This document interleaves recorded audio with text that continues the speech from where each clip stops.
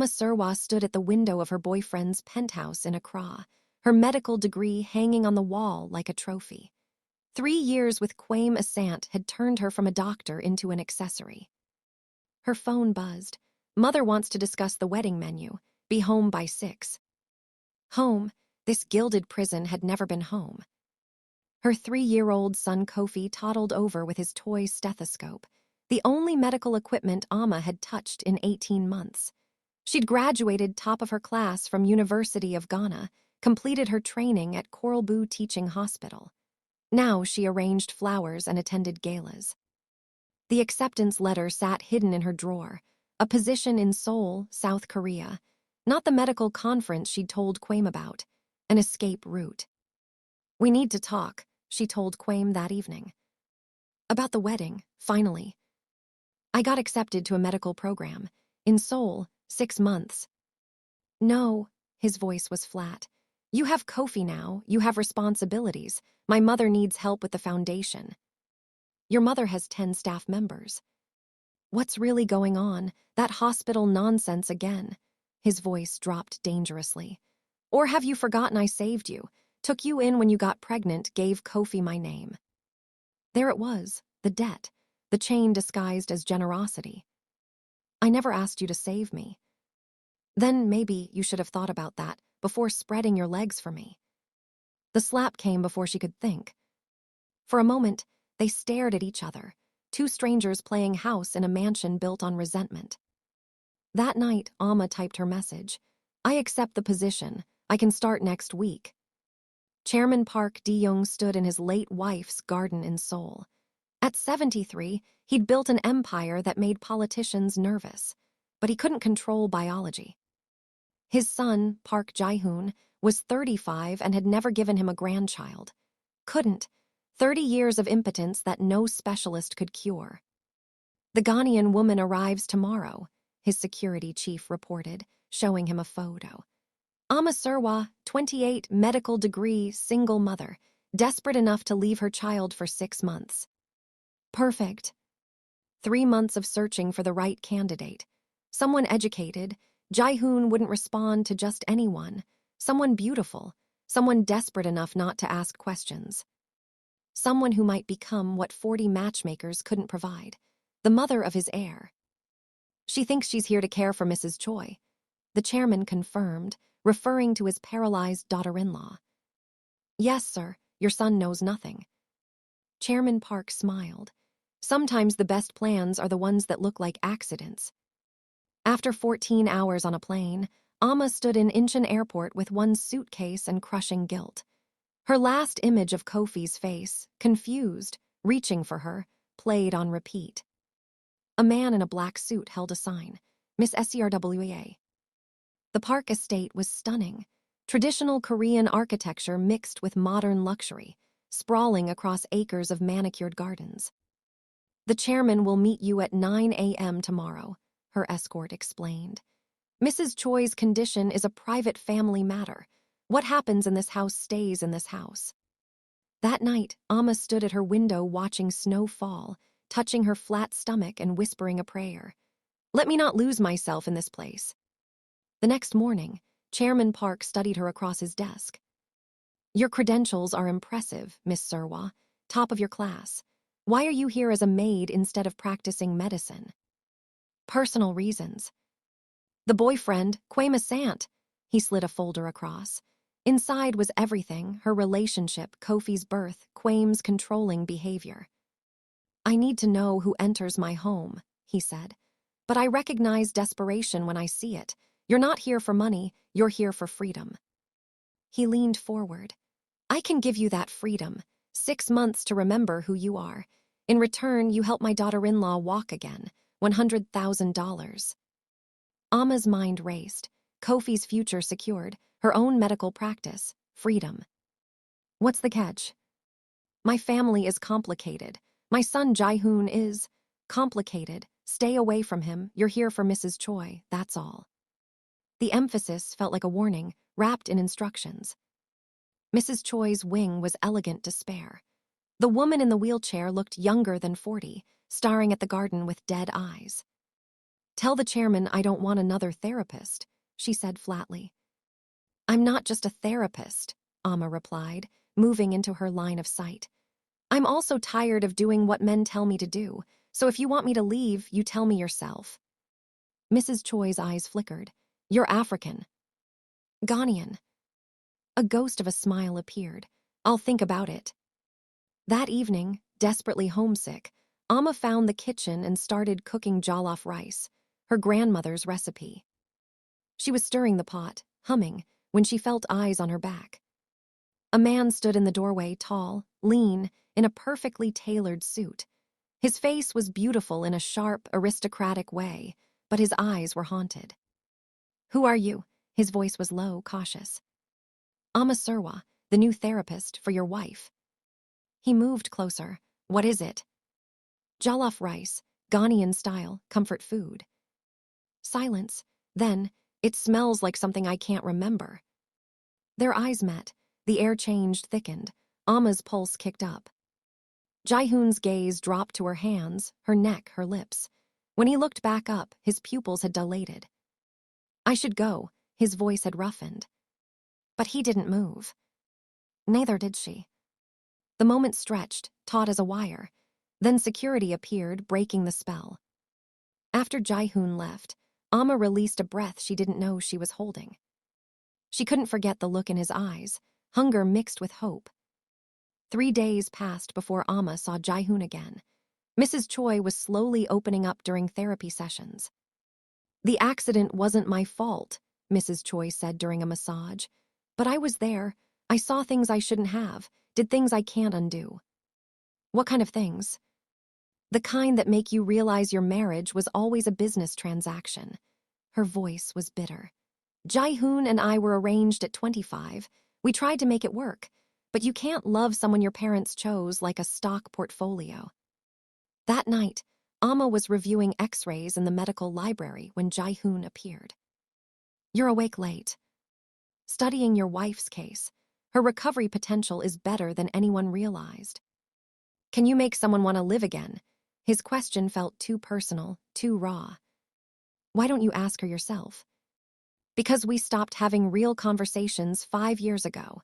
He turned from the window. Do you know what it's like to live with someone and be completely alone? Yes, Amma wanted to say. I lived it with Quame. Why are you telling me this?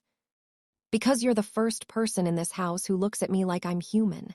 He moved closer. That night in the kitchen, I felt something I haven't felt in 30 years. Amma's breath caught. What do you mean? Jaehoon laughed, sharp, self-deprecating. You want to know the Park family's darkest secret? I'm impotent. Have been since I was 5 years old. 30 years of doctors, pills, therapies, nothing works. The confession hung between them. That's why my father brought you here, he continued. You made me feel alive for the first time in 3 decades. Impotence at 5 years old isn't physical, Amma said, her medical mind engaging. It's psychological, trauma-based. I know. What happened when you were 5? His face shuddered. Nothing I'm ready to talk about. Jaehoon. Don't try to fix me. Just let me stand here and feel normal for 5 more minutes. They stood in the dark library, snow falling outside, the space between them charged with everything they couldn't say. This can't happen, Amma whispered. I know. You're married. In name only. We haven't shared a room in 5 years. What do you want from me? Jaehoon's eyes met hers, vulnerable, desperate, alive. I don't know yet, but for the first time in 30 years I want something. That has to mean something. 2 weeks of torture followed. Amma threw herself into Mrs. Choi's treatment, avoiding Jaehoon. The woman was making remarkable progress, standing with support, taking shuffling steps. You're a miracle worker, Mrs. Choi said one morning. You're doing the work. No, you're giving me something to fight for. She paused. Has my husband bothered you? Amma's stomach dropped. What? I see how he looks at you. Don't feel guilty. Whatever is happening, it's not about me. Our marriage died long ago. If he's finally feeling something after all these years, don't run from it because of me. That night, Jaehoon appeared at Amma's door. his hair disheveled, eyes wild. I tried to stay away. Jae-hoon. 3 weeks, but every time I smell your food, hear your voice, close my eyes, he stepped inside. It's happening again. What happened in the kitchen, and it's driving me insane. You need to leave. I know. Your wife just gave me permission. She stopped. His eyes sharpened. She what? She knows. She said if you're feeling something, she won't stand in the way. Jae-hoon sat down right there in the hallway. Do you know what it's like to be touched and feel nothing? To know your body is broken in ways medicine can't fix. Your body isn't broken. Then why does it only respond to you? The question was raw. Why, after 30 years, do I see you and suddenly? He stopped. I came to ask something impossible. What? Help me, one time, let me know if it's real. The request hung between them, outrageous and heartbreaking. You're asking me to sleep with you. I'm asking you to give me one chance at normal, to know if I can feel like a man instead of a dynasty's broken machine. Every instinct screamed this was unethical, but Amma understood his desperation. If I say yes, it's one time, just to see if it's real. That's all I'm asking. What happened next changed everything. Amma woke to Jae-hoon's arm across her waist. He was still asleep, his face peaceful. His eyes opened, dark, clear, focused on her. It wasn't a dream. No. I can still feel. He shifted, and his body's immediate response made his breath catch. 30 years and nothing, one night with you and... Jae-hoon, we need to talk about what this means. It means I'm not broken. He sat up. It means my father's been searching for a cure in medicine when the answer was you. I'm not your cure, I'm just the catalyst. Don't reduce what happened to therapy. He cupped her face. That wasn't therapy. Someone knocked. Mr. Kang's voice. Miss Serwaa, Chairman Park requests your presence immediately. Jae-hoon's eyes met hers. They'd been caught. Chairman Park sat behind his desk, expression unreadable. Mr. Kang stood by the door like a sentinel. How is Mrs. Choi's progress? The chairman asked. Excellent. She's weight-bearing with minimal support. Remarkable. He opened a folder. Which brings me to an interesting observation. My son has been different lately, more alive, almost as if something or someone has awakened him. Amma's throat went dry. Let me be direct, he continued. I brought you here hoping you might help my daughter-in-law. What I didn't anticipate was that you would solve a far more critical problem, my son's condition. Chairman Park. I saw my son enter your quarters at 11:47 p.m. He left at 5:23 a.m. His expression told me everything I needed to know. Amma stood abruptly. I can explain. Sit down. The command was absolute. You think I'm angry? Quite the opposite. You've given me something I'd given up hopping for, a chance at an heir. I'm not some breeding. No, you're an educated woman my son has feelings for, real feelings. He pulled out a document. Which is why I'm prepared to make you an offer. Stay, not as a maid, but as my son's companion. And when you become pregnant with his child, I will give you $5 million, citizenship for you and Kofi, and a fully funded medical practice. The numbers made her dizzy.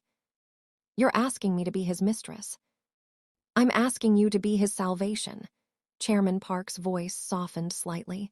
My son has been dead inside since he was 5. You've given him hope. Before Amma could respond, alarms blared throughout the estate. The Kim family, Mr. Kang reported. They've learned about Miss Serwaa. They're making their move. The safe room was a bunker beneath the house. Steel walls, surveillance screens showing armed men breaching the outer gates. On the monitors, Jae-hoon appeared, arguing with security. Where is she? Where's Amma? An older man appeared on screen, flanked by bodyguards.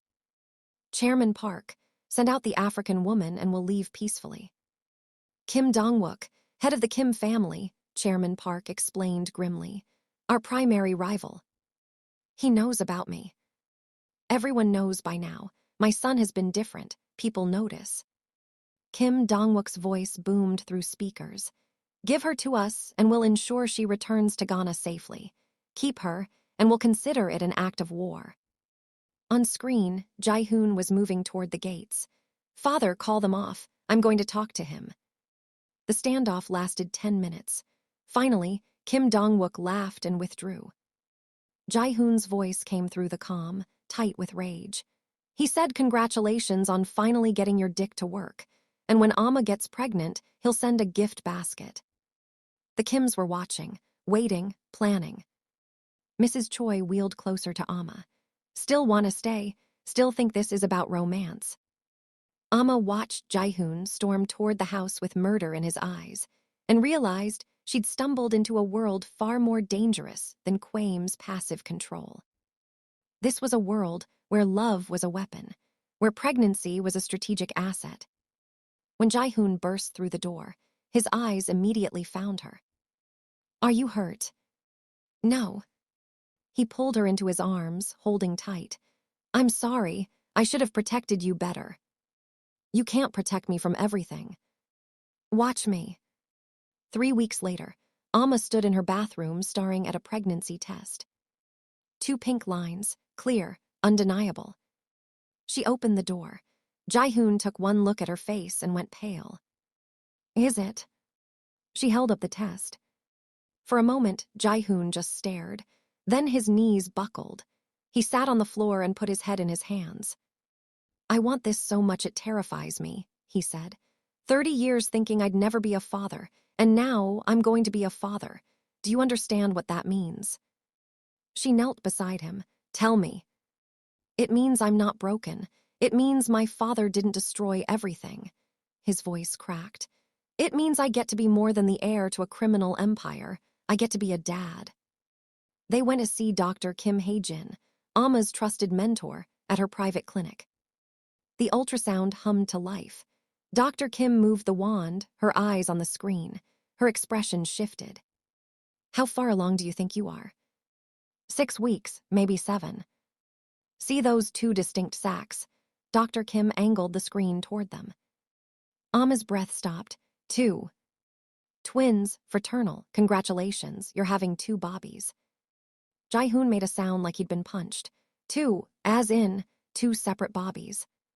The sound of their heartbeats filled the room, 2 rapid rhythms, slightly out of sync. The sound of life multiplying. Jae-hoon started laughing, slightly hysterical but genuine. "Oh God, my father wanted 1 heir. He's getting 2. The Park dynasty secured twice over." That evening at family dinner, Chairman Park made an announcement. "The Kim family has made an offer, a merger of sorts." His expression was unreadable. "They want to end the conflict. They're proposing a marriage alliance." Jae-hoon went rigid. "What?" "Kim Dong-wook has a daughter. He's proposing she marry you to unite our families." Silence. Then Jae-hoon laughed, dark bitter. "You're joking." "It's a strategic offer." "I'm engaged. To a woman who's not Korean, who has a child from another man." "Stop talking." Jae-hoon's voice was deadly quiet. "Amr is not baggage, Kofi is not baggage, and I'm not some asset you can trade." "You're the heir." "Then find a different heir." Jae-hoon stood abruptly. "Amma's pregnant, which means your precious bloodline is already secured." He'd stopped, too late. Chairman Park's eyes narrowed. "Pregnant?" "Yes, with twins, so you can tell Kim Dong-wook to shove his marriage alliance." "This changes things," Chairman Park said slowly. "A pregnant fiancé is harder to dismiss." "There will be no marriage to the Kim girl," Jae-hoon said through clenched teeth. Amma spoke up. "If you want the alliance, Chairman Park, marry her yourself. You're widowed. She'd gain status. Problem solved." Everyone stared at her. Chairman Park actually laughed. "You have nerve." Then his expression turned serious. "Perhaps there are other ways to satisfy the Kims, especially now that there's an heir coming." After dinner, Jae-hoon pulled Amma into their room. "I can't lose you," he said. "I know I'm being irrational, but if something goes wrong." "Then we be scared together." She touched his face.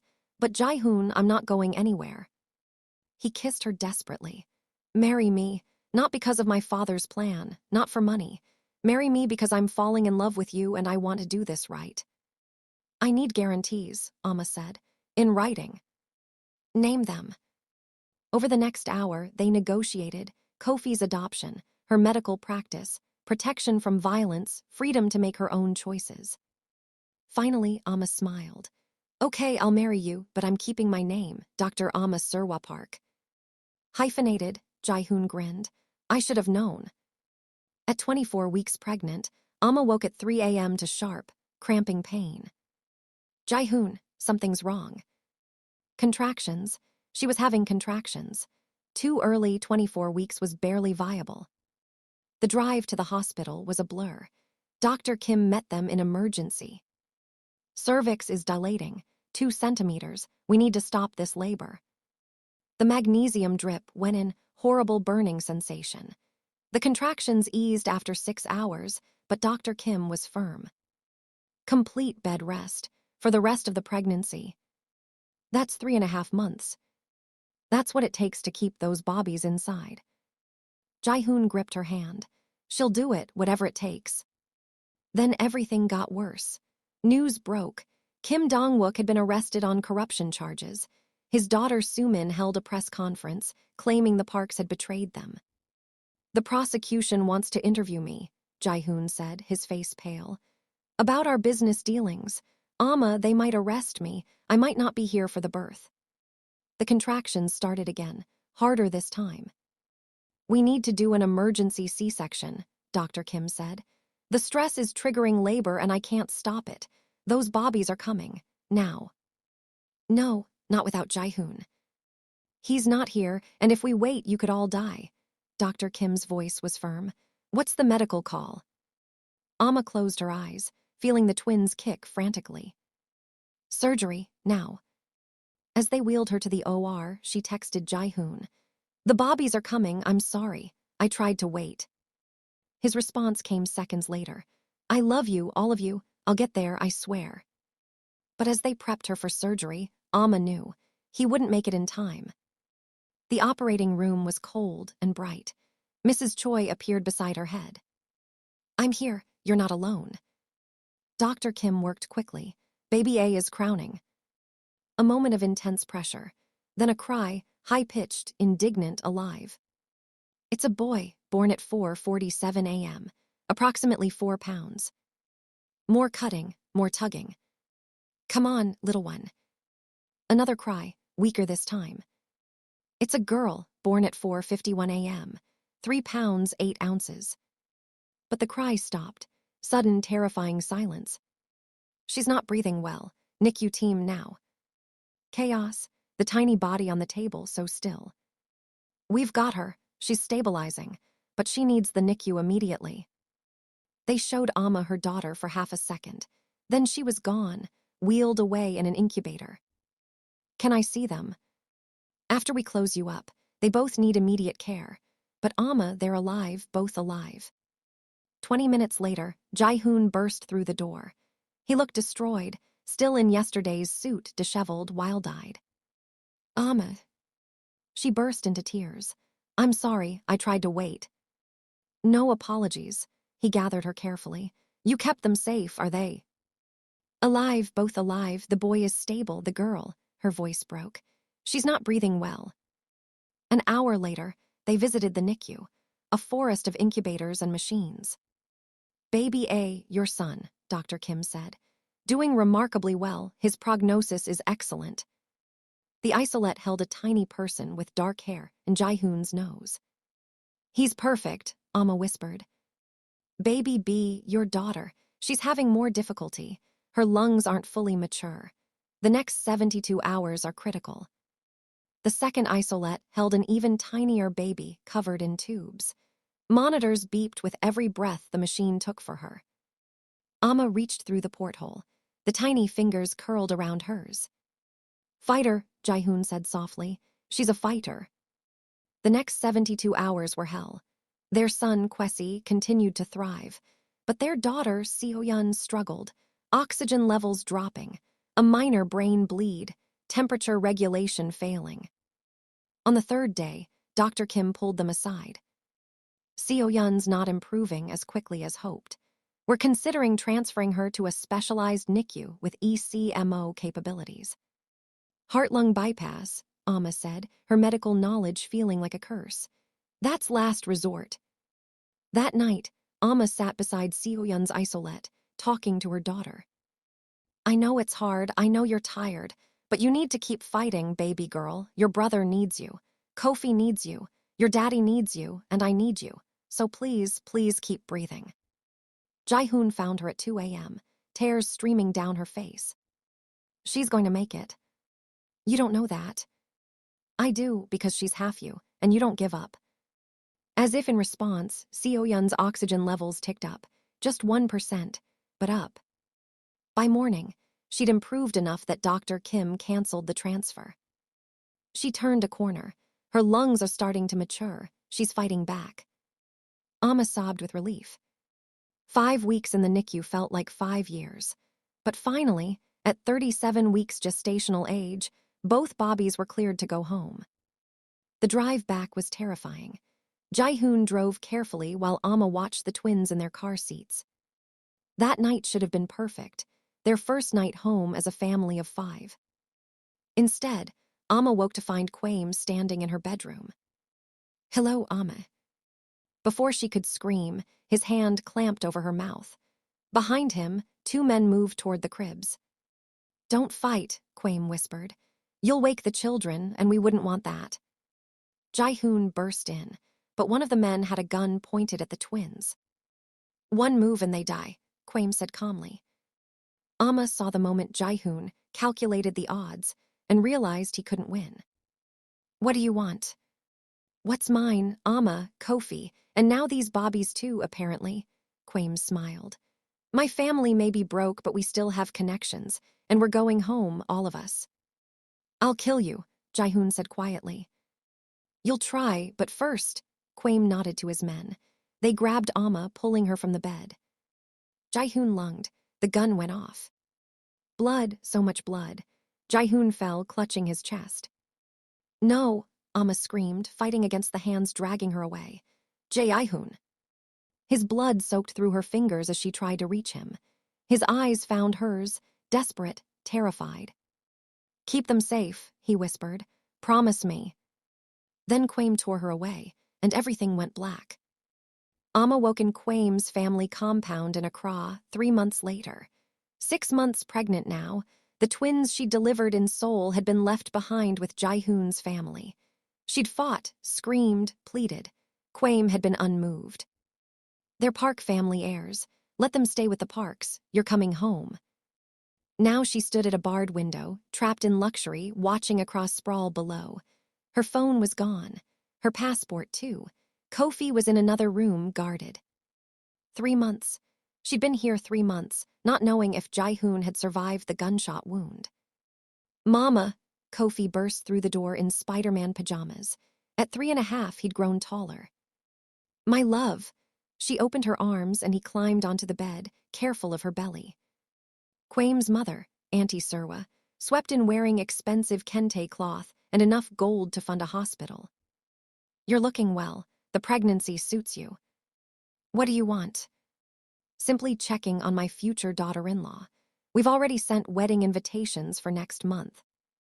I'm not marrying Kwaim. Oh, but you are. Auntie Serwaa examined her nails. Your mother will be so proud. You can't force me. Force? You came back of your own will. Kwaim dragged me onto a plane, while the father of my children was bleeding out. That criminal, the pleasant mask slipped. That's what you want, a Mafia prince who'll teach them violence. I've seen the bills in Kwaim's office. The threatening letters from banks, you're broke. That's what this is about. The slap came fast, snapping Amma's head to the side. You will marry my son. The alternative is that Kofi stays with us and you return to Korea to give birth alone. Then we'll see who has custody rights. I'm his mother. And Kwaim is his father on every legal document that matters. Auntie Serwaa moved to the door. The wedding is in 4 weeks. Part 17, The Rescue. The private jet touched down at Kotoka Airport at 4:47 a.m.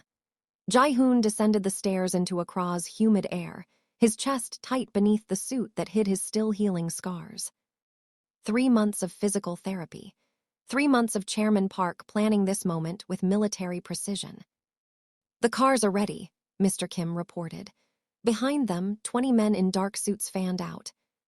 "No violence unless absolutely necessary," Jae-hoon said. "We're not here to start a war." "Just to finish one," Chairman Park added, emerging from the jet. Mrs. Choi followed, walking steadily now. "She's here," Mrs. Choi said quietly. "I can feel it." The convoy moved through Accra's pre-dawn streets. Jae-hoon watched the city wake, the city Amma had described with such love. "The Asant compound is in East Legon," Mr. Kim reported. 12-foot walls, security guards. Our intelligence confirms Amma and the child are there. They don't leave the property." "She's a prisoner," Jae-hoon's jaw clenched. "There's a wedding planned in 4 weeks. Over my dead body." Chairman Park leaned forward. "We show them power and money, make them regret using her." The convoy pulled up to the Kempinski Hotel. "We rest, we plan. Tonight we send our message." Jae-hoon stood on the balcony as the sun rose over Accra, touching his chest where the bullet had entered. He'd survived, barely, 3 days in a coma, waking to find Amma gone. His phone buzzed. "Mr. Kim, package delivered to Asant compound." The package was simple. $1 million in cash, a business proposal worth $50 million, and a note. "I'm here for what's mine. We can do this the easy way or we can do it the right way. You have 24 hours. Park Jae-hoon." The message came at noon. Kwame wanted to meet. Labadi Beach at sunset. The beach was crowded when Jae-hoon arrived. Kwame stood near the water, wearing sunglasses and linen. "Park Jae-hoon, you're either very brave or very stupid to come to Ghana. I could say the same about a man who kidnaps pregnant women." "Kidnap? I brought my girlfriend home." Jae-hoon stepped closer. "Where is she?" "Resting. Pregnancy is exhausting, especially with twins." Kwame smiled. "My twins, legally speaking. Biologically speaking, they're mine. Here's the situation. Amma is going to marry me. You're going to return to Korea. In exchange, I'll send photos of the children. And if I refuse? Then Amma never leaves that compound." Kwame removed his sunglasses. "You can't win this. This is my country, my city, my woman." "She was never yours." "She said yes to me first. She lived in my house." Kwame's voice hardened. "You were just a detour."